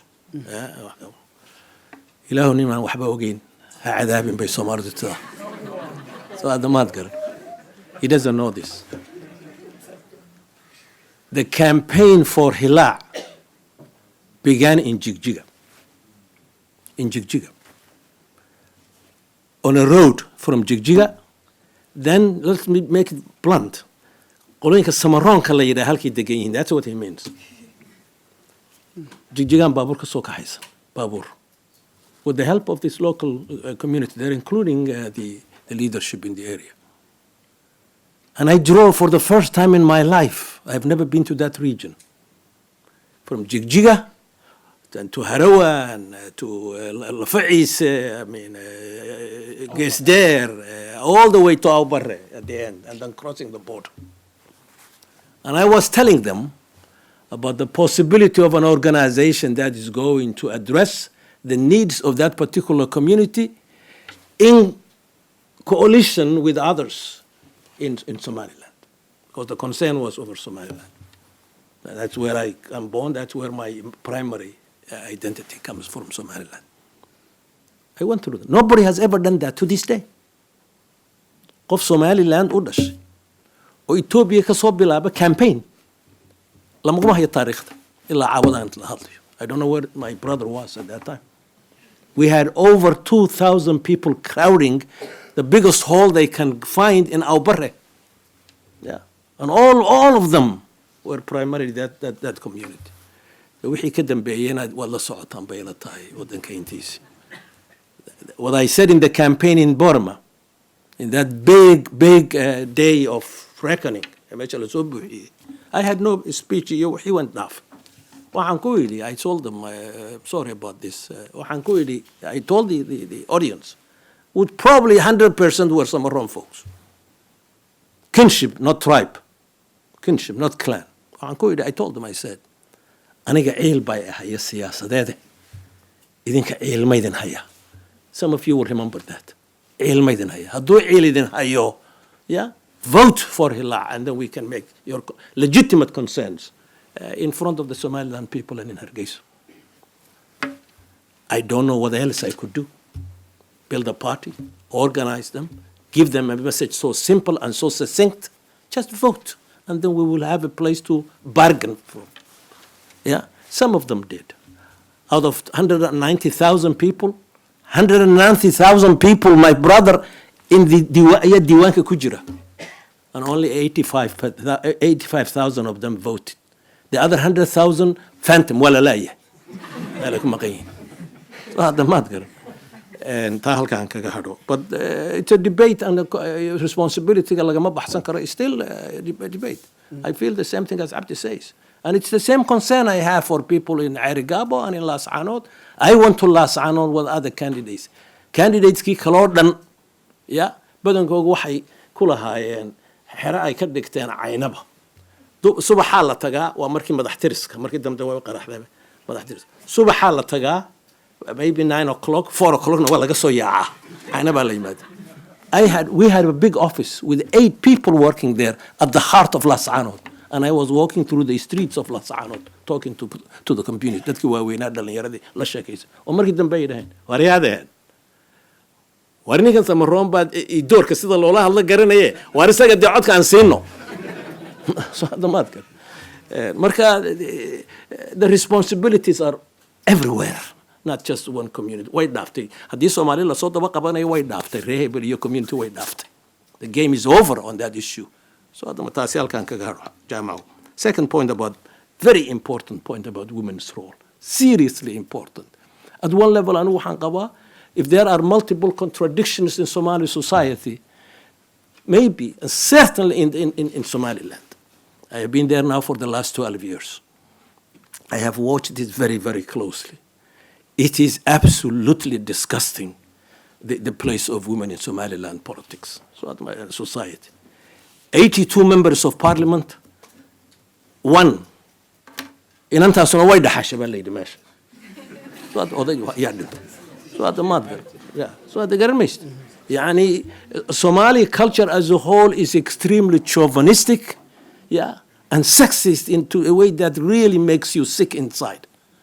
In Somaliland, it is acute on top of that, extremely acute. And marka maxalad samayn bay de walaashay, what can be done? One of the reasons why we created Hila was exactly to make that case public and debate it and push it through. And if you were elected in that election, yeah, dagaalka ka dhici lahaa baarlamaanka Somaliland iyo constitution waxa ugu horeyn lahayd the revisiting of the rights of Somaliland women in Somaliland. But that did not take place. Marka maxay samayn waa in la inta la nool yahay de waa in la rafdo de oo la ururiyo dadkii oo de you just keep, you know, carrying that boulder. You know that story of Sisyphus, yeah, the myth of Sisyphus. You keep the boulder up, markaas dusha ma gaarsiin karaysid wuu kugu soo noqonaya.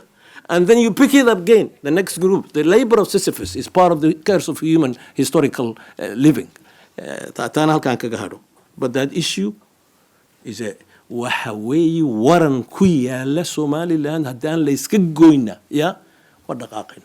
Taan halkan kaga hadho. Soomaalida kalena waxaan qabaa inay saa u dhaamin. Final one, the academic question.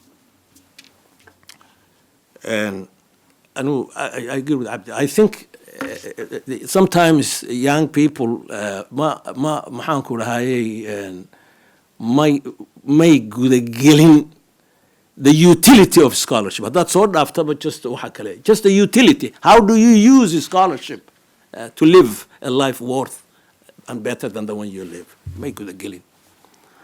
Anu waxaan qabaa saddex amuuroodba academic life, if it is real dee haddaanay ahayn dee bahladii suuqa laga soo iibsanaya haddaanay ahayn oo double master baan sitaa imika yaa uman maqlaa so atmadee waxa ahayn dee if it's real and you have gone, you walk through fire, that's what it is, you walk through fire. waxaan iskama yimaadaan. I mean, scholarship is like walking through fire and a long process of building. And if you're talking about uses of scholarship in this context, which is an important question, three things I would suggest. One, the first, and that is the enlargement of the mind. Haddaan gibili joogi lahaa sidaan ugu dhashay, aan joogi lahayn. Odayaal ilkii ka daatana meelahaas uma noqon lahayn dee. So waxa naga dhiga haddaan wax noqonnay waxa weeye the key to what we have become is what we went through the experience of scholarship and learning. The enlargement of the mind. Ilbaxnimada, civilized life, that's the basis for it. Arsoo sheegate. So halkaan ma joogna caaw. Tell me, waddan iyo dad isdhisay ya oon waxba baran dee. Arsoo sheeg. So that's why education and health are the two important things in the development of a society. If you have healthy people and who are educated, they can create miracles. labadaas ma arag weligay dad, I have never seen people in the world who are so sick at the large level and bad health, yeah, and who are so ignorant and they are top of the world. All leeyahay war baleega quruxdooda iyo sida yihiin, never. But I can give you examples. If we had the time of people, very little natural resources. The Japanese are an example of this. They have no natural fishing and rice growing and few things like that. And they had the atomic bomb on them, the only country that will suffer this. And within less than 40 years, like the Sphinx, they rose up and began to dominate the world. Japanese. Marka, enlargement of the mind. Two, the specific things in barato there. You learn some specific things. Anu afar shay baan odhan lahayd qofku inuu ka fikiro inaad specialization gasho hadhow. One, learn about culture in a serious fashion. And then you'll find out what of it is beautiful and worth preserving for the journey of the future, and what of it needs to be so that you leave that behind. Culture. Knowledge about the culture. That includes religion, that includes tradition, other things. Ma naqaano diinta islaamka waxay tahay Soomaali ma taqaano.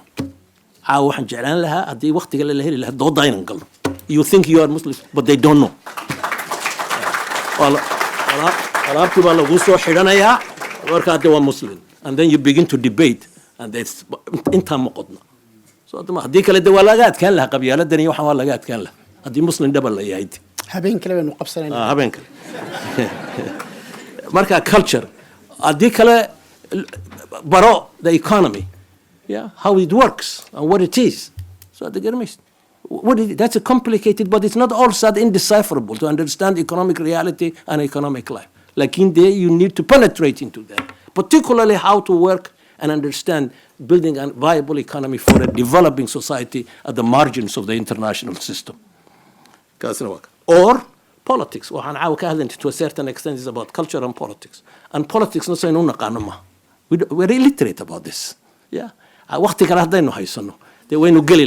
politics? And I have spoken about this in other forums. And then the final point, which is increasingly beginning to press hard on the Somali territory, the whole of the Horn of Africa. That's the environment. The degradation of the environment may be the single biggest war that is going to engulf the Somalis. Haddii aan la gaarin dhul soo engegaya, kuleelku soo kululaanayo, biyihii ay soo yaraanayaan, soo hadda maad garan. I mean, waxa soo socota oo imikaba la arkaya. You can see the signs of this now, of an enormous catastrophe at the level of environmental decay and destruction.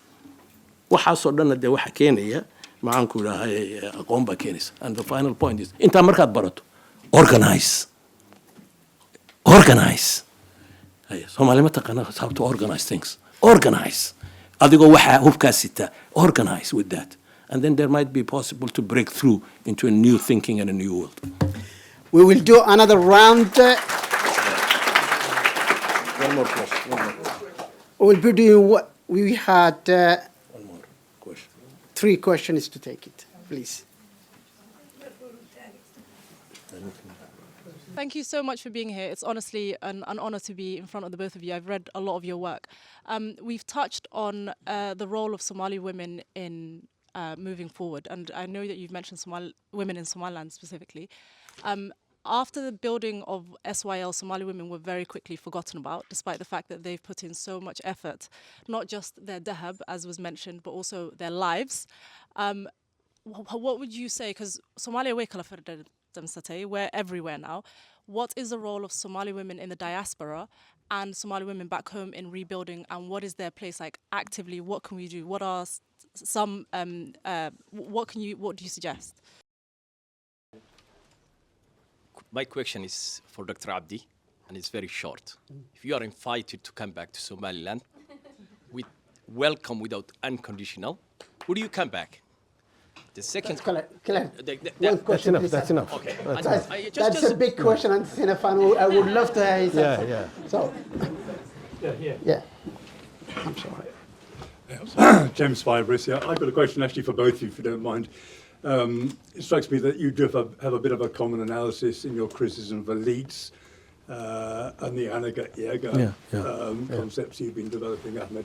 Yeah. So my question is this: what positive trends do you see? I mean, you've painted a pretty bleak picture there.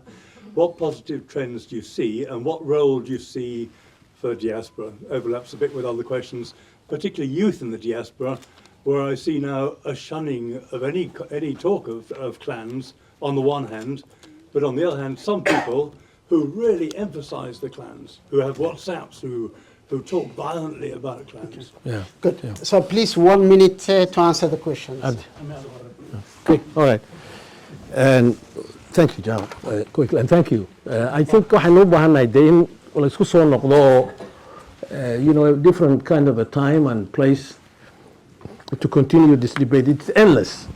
So even if we solve these problems, there will be new problems. That's the nature of the human condition. But these are excellent questions.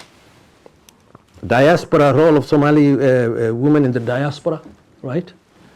Let me make it with enormous respect and care, but at the same time, a bit of bluntness.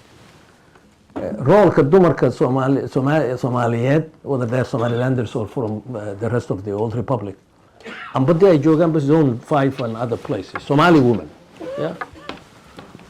War idinku horta is xoreeya idinku horta. Intaydan meel kala tegin idinku is xoreeya. Waayo waxaan ugu arkay raggii way amba ha tashadaan, or it is an intentional project, and in some cases it is, or it is an accidental history, in monopolize power by men. It is very clear. Kolka, the first thing waxa weeye. All right. And thank you, John. Quickly, and thank you. I think waxaan u baahannahay dee in la isku soo noqdo, a different kind of a time and place to continue this debate. It's endless. So even if we solve these problems, there will be new problems. That's the nature of the human condition. But these are excellent questions. Diaspora, role of Somali women in the diaspora, right? Let me make it with enormous respect and care, but at the same time, a bit of bluntness.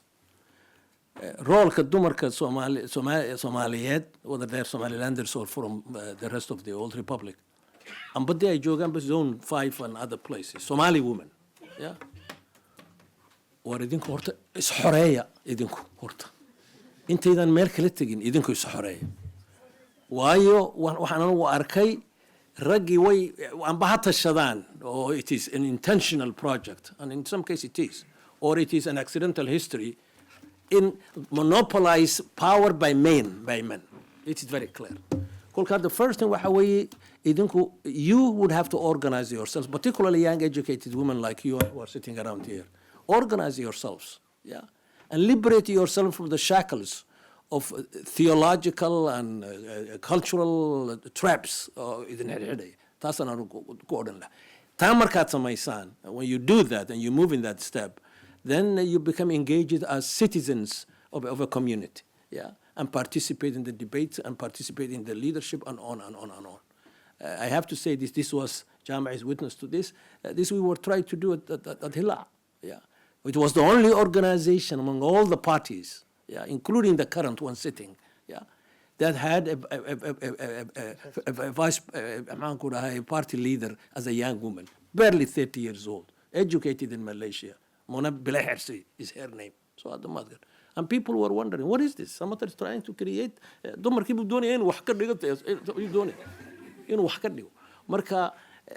power is in your hands to a certain extent.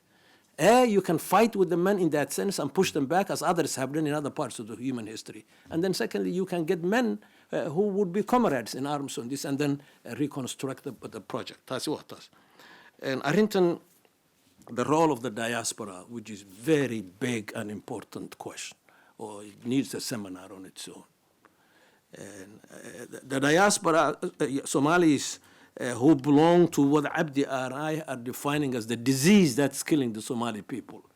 Their role is, they don't have any role except redemption. They're in a that will be their role. Yeah, but those who are thinking about, or at least have open-mindedness about some project of rebuilding of that part of the world, there's plenty for them to do. They would have more resources than the Somalis back home. We know that. Yeah, they would have more education than the Somalis back home. We know that. Yeah, they would have greater experience of cosmopolitanism than those who are marooned in the Horn of Africa and in the Somali territories. So they can use all of this in many ways to help kind of ignite this new historical process. Yeah, that's what I would suggest. And then in the end, like the women, they will have to organize themselves. I don't know of any diasporic organization at all, not just in the UK, in America, in Canada, large number of Somalis, in Europe, in East Africa, in some parts of East Asia, like Malaysia. I don't know of any Somali diasporic organization seriously visible, whether they are young or old, that have a sense of national consciousness and in the process are activating themselves to push that into some agenda. I don't know of any, including here in the UK. Thank you so much, Abdi. Please direct answer to... I won't take the woman's question since he has answered. That's been covered everything except the question directed to you. You are invited to Somaliland, so would you come on one condition? When it's liberated. What does that mean? What does liberation mean? Liberation means that Somalis in the old republic, we can disagree. But as Ahmed said, even if we are going to become 10 nations, we have to come to that on the basis of a conversation that's civil and peaceful. But let me tell you one thing. Many of you may not know. The salary that I get from the Somali parliament, a substantial proportion of it go to students in Somaliland. Pay their fees, 50% women, 50% boys, and 50% girls. And also in the South.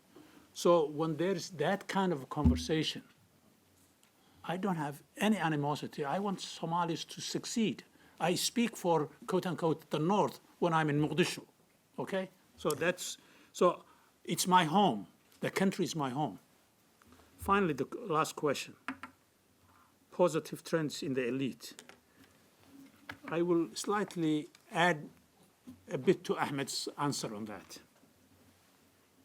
Somali educated classes, even in Europe and America, when they go back to Somalia, particularly when they go back to Mogadishu, they succumb to the same disease. So they have not been inoculated from that political tribalism that has destroyed in the country. So it lives right here amidst you. So change your mindset and organize on the basis of commonalities. We can all be better off. Somalis seem to think about in the form of a zero-sum game. What happened to a positive sum game? Okay. Finally, the last word. Yeah. Just want to take this minute for all of you for your patience, perseverance. To Ayan for her generosity of sort of dealing with a former Somalilander and then bringing him amongst your midst. But bless you all. We are grateful for your patience and respect and decency. May Allah bless you all. Thank you.